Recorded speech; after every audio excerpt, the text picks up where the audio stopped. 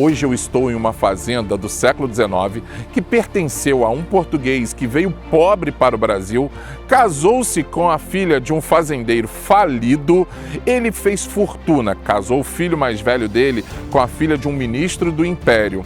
Mas essa história só foi possível graças a uma alagoana que não foi aceita na família, mas que graças a ela essa história foi preservada. Sejam bem-vindos, hoje eu estou na Fazenda Santo Antônio do Paiol, em Valença.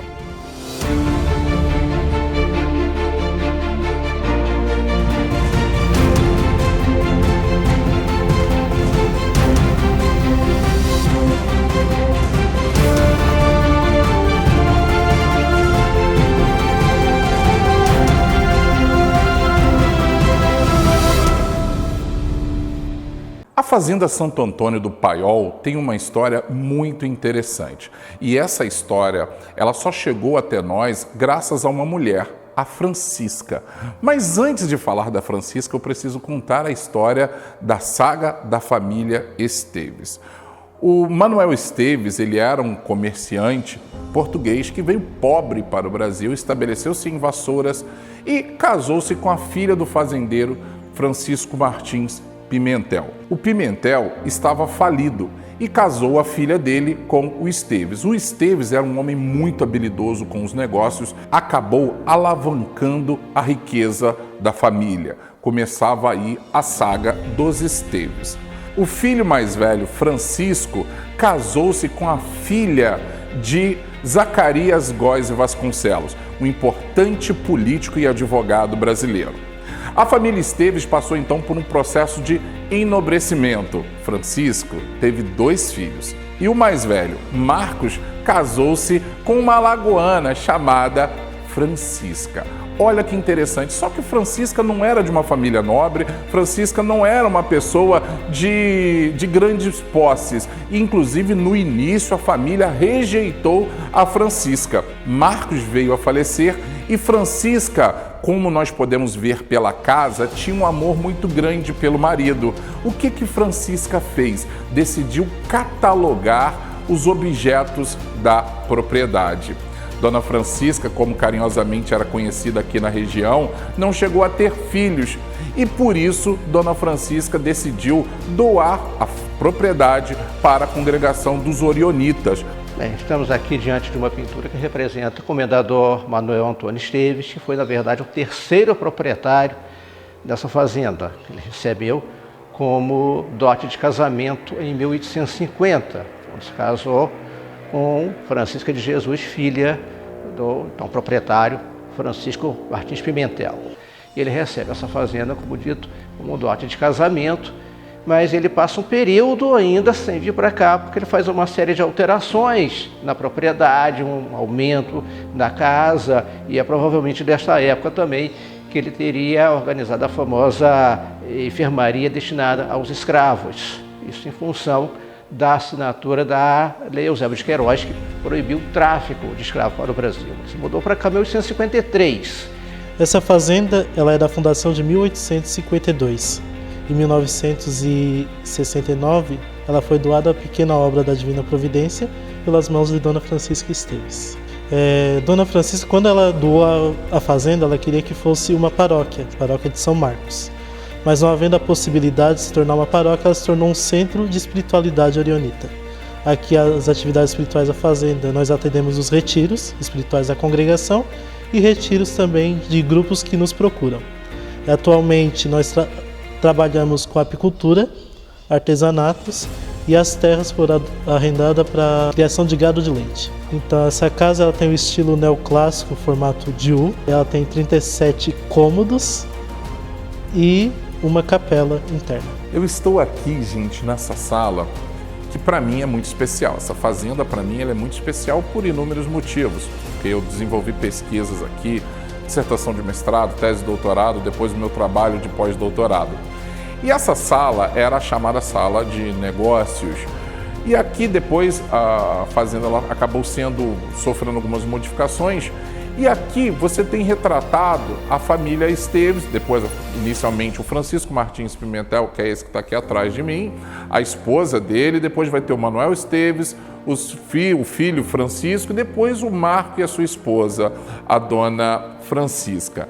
Então essa sala, olha que gostosura que é essa sala. Tem um piano, que é um piano da época, que funciona ainda, mas era uma sala dedicada aos negócios.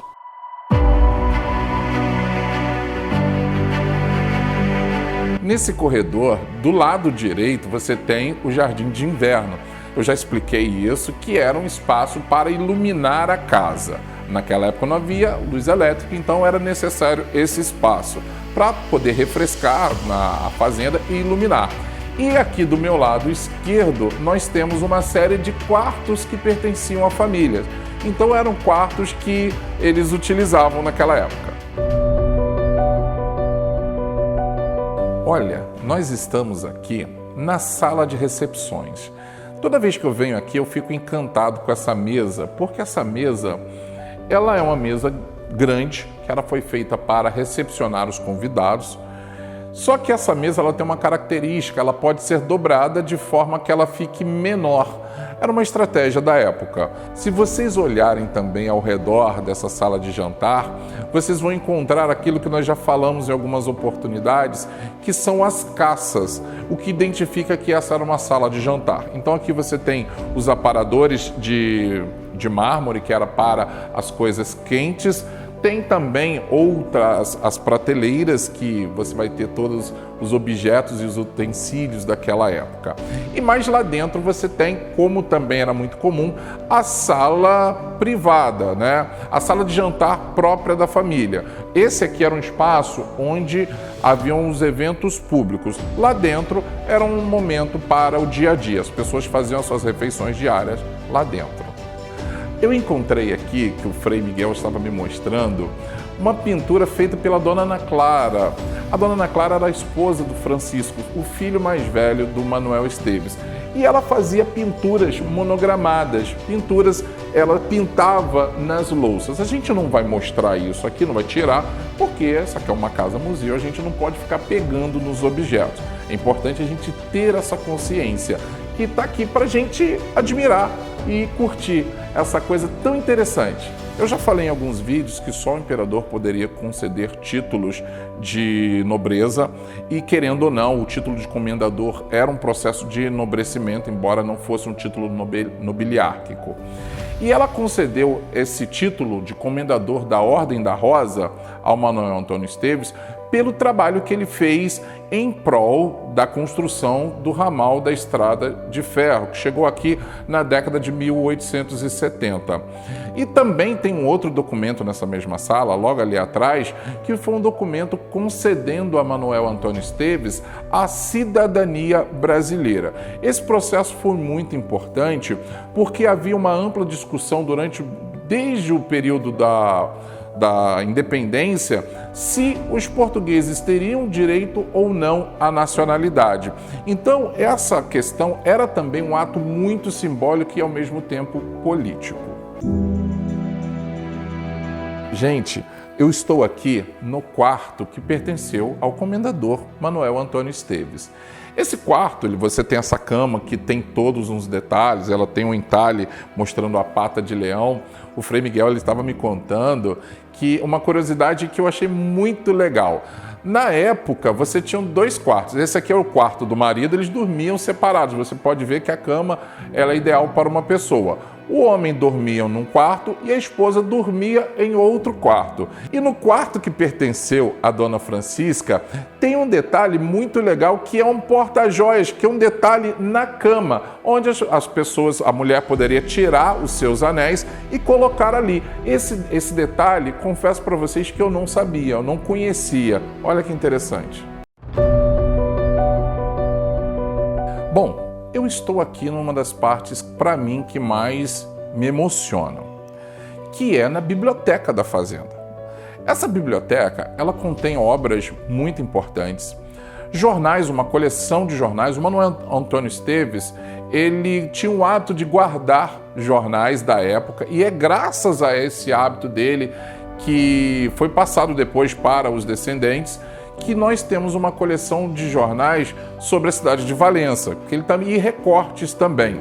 Aqui tem partituras da época, inclusive atualmente eu tenho um amigo que está fazendo uma tese de doutorado sobre as fazendas e os ensinos de música, que ele está utilizando também documentos aqui da fazenda. E foi graças a Dona Francisca e aos orionitas que administram hoje essa fazenda, que cuidam tão bem dessa fazenda, que muitas pesquisas de história foram possíveis, inclusive muitas que eu fiz, meus orientandos fizeram e muitos outros historiadores. Então esse lugar, ele é de uma riqueza incalculável historicamente falando.